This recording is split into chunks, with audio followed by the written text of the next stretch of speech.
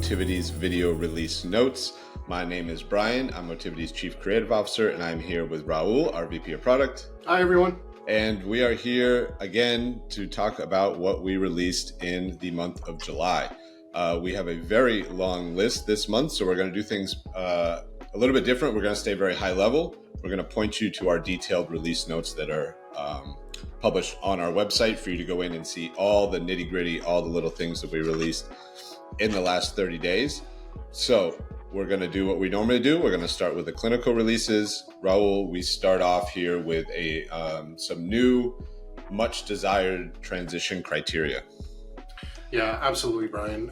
We've heard a lot about this one, and it's one that we've been working on for a little while. But basically what we've done is we made it so that you can now transition targets through their phases based on the number of trials that you've done rather than the number of sessions. And we know it's super useful for like a lot of teaching programs that are out there, especially when you're doing more naturalistic teaching or more opportunistic teaching. So you can just make sure that you run something a certain number of times, and then regardless of the number of sessions, it's going to transition after that. So you might have, say, I want to do this 5 times, and then we'll transition. Yep. And that also is going to work across different people, right? So if across you've got different people teaching different sessions, that's just going to carry through. Yep. I was just about to say the distinct people. Yeah.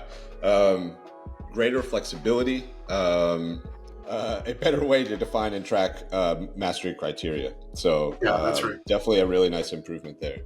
Another big one on the list, something we've been working on to really aid in getting people up and running using our note and reports module is a new report template library. So that's going to be launching August 4th. So yeah, let's talk about this and how it works. Yeah, absolutely. We've actually been talking about libraries, I think, for the last couple sessions that we've done of these. Yeah. And it's something that we've invested quite heavily on. We know that people are trying to standardize their clinical workflows, and we've been very successful in helping them standardize a lot of their clinical programming, right? With our extensive library of program templates. We're bringing that same concept now to the downstream processes where it comes to the clinical documentation. So the new libraries that we're releasing are going to contain report templates and note templates that we've curated from various sources, industry sources, some of our customers, our own internal expertise, but it's allowed us to really use what I like to call the perspective of the collective, as we've spoken to the hundreds of clinical practices on our system and the thousands of clinicians, so that we could bring you really high quality templates. It makes it a lot easier to come on to Motivity, but it also makes it a lot easier for your clinical operations to be much more standardized and much more controlled by using the templates out of the libraries. Yeah. One of the things I love is that we're going to be starting to put in their payer approved note and report templates. So you don't have to worry if you have a funding source that's on that list. You can rest assured that they've been tried, tested, and approved by that funding source for you to use. So things like that I think are really powerful. Yeah, exactly. And it's also an opportunity if you feel like giving back to the community and you've got a template that works really well. Let us know, and we'll take a look at it, and we can even make it available to other clinics as well. Yeah, absolutely. Okay, so if we had to give an overarching theme to July's releases, I think the one word would be efficiency. We're trimming down or making everything a little bit more efficient. That is the same for the practice management side as well. We have a lot of efficiency updates. We're gonna just scratch the surface on a few of them. Let's start with some email alerts. Sure.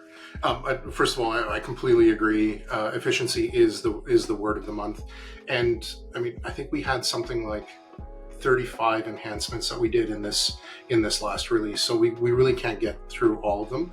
But I will start with, how do you stay efficient? right? That's a big question that we always ask ourselves. And one of the ways is making sure that people are doing what they need to be doing when they need to be doing it and not forgetting about doing it. So we've put a lot of effort into more automated email alerts for critical points in the workflow. And two of those are really important. One is the authorization workflow alerts. So, you can get notified of authorization tasks in real time and make sure that you're getting those done. And the other one is credential expiry. So we have notifications that go out when you're approaching an expiry period at 90, 60, and 30 days. So making sure people get stuff done on time is one of the pillars of keeping your workflow flowing. Yeah, and one key fact there with a lot of these email-based notifications is that they do need to be turned on by your CSM. So if that is something you guys are looking for, if you want to get those email alerts to your staff for authorization workflows or for expiring credentials, things like that, go ahead and talk to your CSM. They can make sure that gets enabled on your account.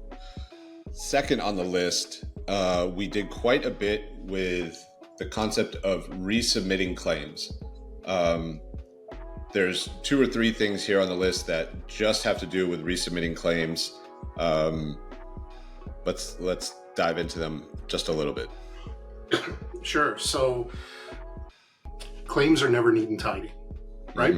Things change. They change after you've submitted it, and having to go and void a claim or pull a claim back and then resubmit it is going to mess with your efficiency, and we don't want to do that.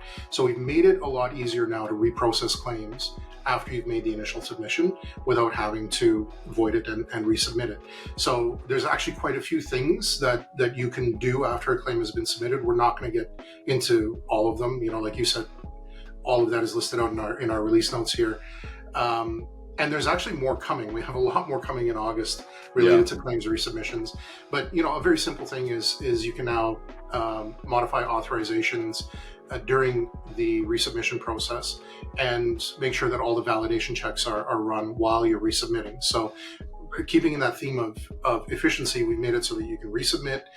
Everything is happening without you having to pull back something and put it back in. And we're doing all of the checks during the process.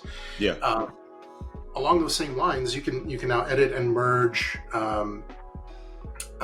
lines in a claim without resetting payments. So it could be the case that you've already received payments for a claim and you have to make some changes after the fact. And without having to completely rejig the financial ledger, you can now make those changes that you need. So you can also edit appointment details for claims that have been submitted, but you've had, say, new authorizations come in while after the submission was made. So there's a lot there. Read up on it, and you'll see that it's gonna make your workflow a lot faster and a lot easier. Yeah. A lot of these are improvements that were based on workarounds in the past. So I think that's the name of the game when it comes to efficiency is, you could do these things right beforehand, but you would have to, let's say, void the original invoice and then, create a new one. Now you can do everything without voiding it and to make those changes that you need to make sure the resubmission happens. In that same vein, we made some updates to secondary billing. And just like claims aren't always neat and tidy, funding sources change. Underlying funding sources for clients change. So let's talk about that a little bit. Yeah, that's exactly right, Brian. And really, mom and dad got a new job and they have new benefits provider, right? And a claim went out. So now when you're doing your secondary billing, you can add your secondary funding source after a primary claim has been sent, and you don't have to do manual voids or anything like that on the primary claim. You can make all the adjustments that you need for the secondary claim right in the system, leaving the primary claim as it is, and we're just going to clean up after all those changes are made. Yeah. Awesome. Okay. We're going to do a little rapid fire. We're going to name off, I think we have a list of like 30 something, but we're only going to name off about 3. 3, the top 3 small enhancements that we did, and then we're going to close this thing out. I'm going to start. And of course, you can get the full list on the web-based version of the release notes. You can go to the website, go to release notes in the footer, get the whole download of everything that we released in the month of July. I'm going to start at the top. Group telehealth appointments are now available. You can now create group appointments for patients assigned to telehealth clinics as the place of service, not just in-person clinic locations. Raul, you're up next. What do you got? So another one is we're now displaying the oldest invoices first when you're doing your payment processing, making sure that you are able to deal with all of your oldest outstanding AR and not letting things slip through the cracks. Perfect. And then final on the top three, we have some new download options in your Clearinghouse timeline. So you can now download those pesky 837 EDI files. You can also download the response files for better tracking and easier claim follow-up, and a whole bunch more. Again, we have the full list posted on our website. Go ahead and check that out. Final notes, we are starting an internal, what we're calling, it's a workshop series. We're calling the Motivity Masterclass. You'll be seeing that in your internal newsletter you get from your CSM. This is going to go over all advanced operations of Motivity. It's going to dive deep into different modules and make sure that you become the best motivator that you can and use the system to its full ability. You can go and see all of those scheduled ones. I think we have 6 right now, all the way until the end of October scheduled. We go into advanced programming, we go into note and report templates, we go into the new template library, advanced note functionality, approval rejection workflows. We're going into a lot and we're going deep, so it's going to be really good. We're really excited about that. And those will be ongoing. We want to do about 2 a month.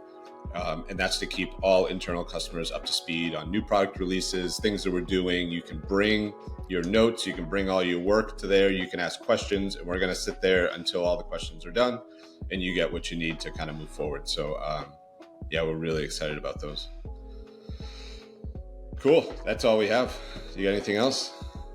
No, just to share my excitement about the master classes. I think they're going to be great. This is just a great way for everyone to level up. Yeah, I agree. Awesome. Well, thanks so much for joining. We'll see you guys next month. Talk to you then. Bye.